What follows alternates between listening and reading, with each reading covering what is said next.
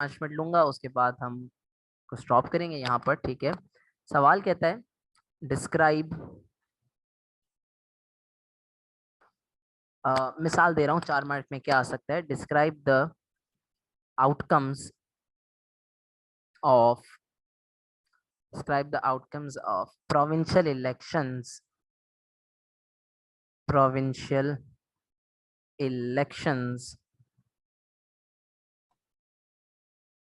of 1937, ठीक है। This can come for 4 marks.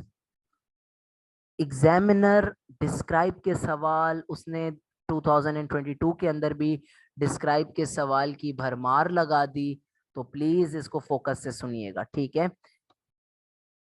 Okay now, सवाल ये है कि प्रोविंशियल इलेक्शंस हुए 1937 के अंदर, उसके आउटकम्स क्या थे। अब मैं तुम लोगों को थोड़ा सा ना इसका बैकग्राउंड दे दूं।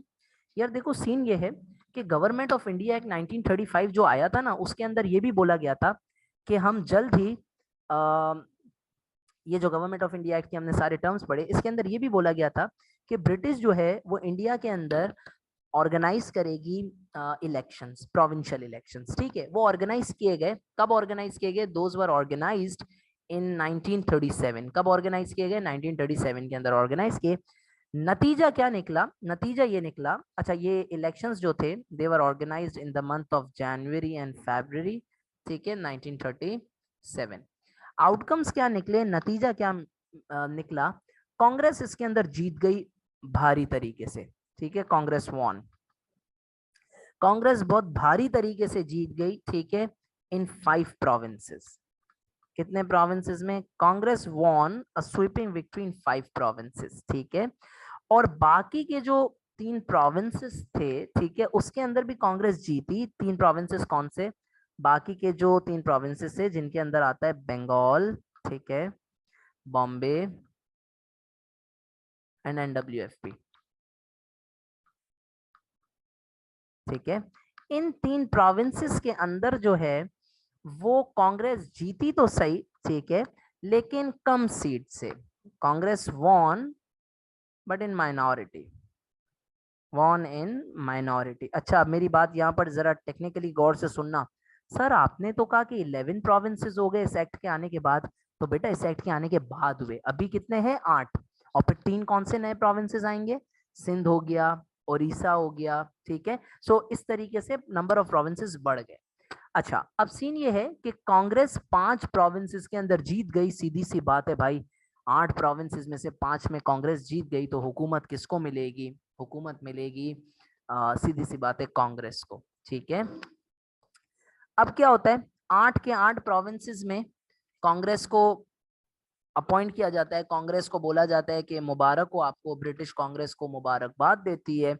और उसके बाद कांग्रेस को जो है ना वो लॉर्ड लिनलिथ को, वायसरॉय लॉर्ड लिनलिथ गो, ठीक है, वायसरॉय लॉर्ड लिनलिथ गो जो है ना वो कंफर्मेशन देते हैं कांग्रेस को कि आप जो है ना वो आए, अपनी सीट्स लें, प्रोविंसेस की हुकूमत चलाएं, हम आपके मैटर्स में दखल अंदाजी नहीं करेंगे। सो लॉर्ड लिनलिथ गो ने क्या दी? लॉर्ड लिनलिथ गो ने कंफर्मेशन दी, ठीक है, कि कंफर्मेशन दैट प्रोविंशियल गवर्नर्स जो होंगे, जिनको कौन अपॉइंट करता था? British. Provincial governors will not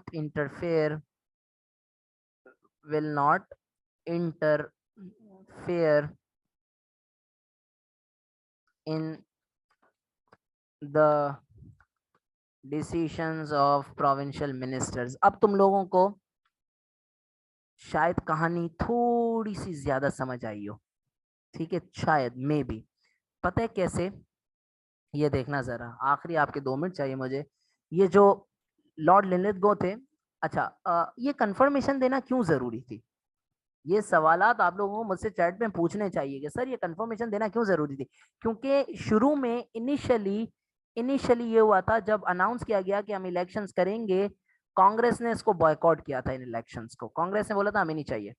Congress ने इनिशियली बॉयकॉट किया, लेकिन जब ये प्रॉमिस मिला कि भाई इंटरफेरेंस नहीं होगी, और फिर कांग्रेस इवेंचुअली जीत भी गई, और फिर अगेन हमें लॉर्ड लिनलिथ गो ने बोला आप अपनी सीट्स ले लें, हमारे अपॉइंटेड जो गवर्नर्स होंगे वो आपके मामले में टांग नहीं अड़ाएंगे।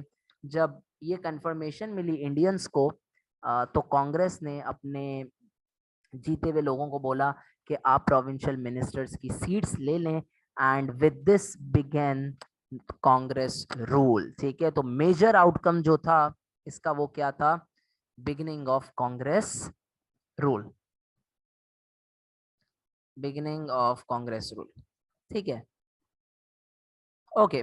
अच्छा, अब डायरेक्टली अगर आप लोग अपनी बुक्स को गो थ्रू करें या उसमें जाएं नोट्स वगैरह में, तो हम डायरेक्टली इसके बाद कांग्रेस रूल पढ़ा देते हैं। सही है। ये चैप्टर इतना लंबा टेक्निकली इसलिए हुआ क्योंकि इसके अंदर मैंने आपको सारे पास पेपर के क्वेश्चंस भी कवर करवा दिए। ठीक हो गई बात?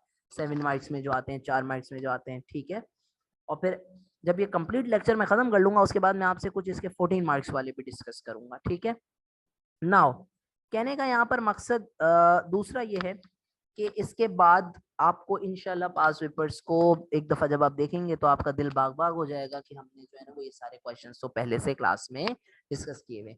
अच्छा, अब अगली जो चीज है वो ये है कि कांग्रेस रूल क्या था, कांग्रेस रूल से मुसलमान क्यों इतना तंग थे, ये आखिरी चीज है। लेकिन इससे पहले 2 पास पेपर के क्वेश्चंस हैं जो इससे रिलेटेड हैं, जो हम अपनी अगली क्लास में डिस्कस करेंगे, जो कि हैं, पहला ये है कि कांग्रेस मुस्लिम लीग हारी क्यों इलेक्शंस में। ठीक है, मुस्लिम लीग लॉस क्यों हुई, लूज क्यों किया उन्होंने इलेक्शंस, और ये इलेक्शंस इंपॉर्टेंट क्यों थे। ठीक है, will stop here, will meet in next class. आपके ग्रुप्स में नेक्स्ट क्लास के टाइमिंग्स और सारी डिटेल्स शेयर कर दूंगा। ठीक है, टेक केयर गाइस, अल्लाह हाफिज।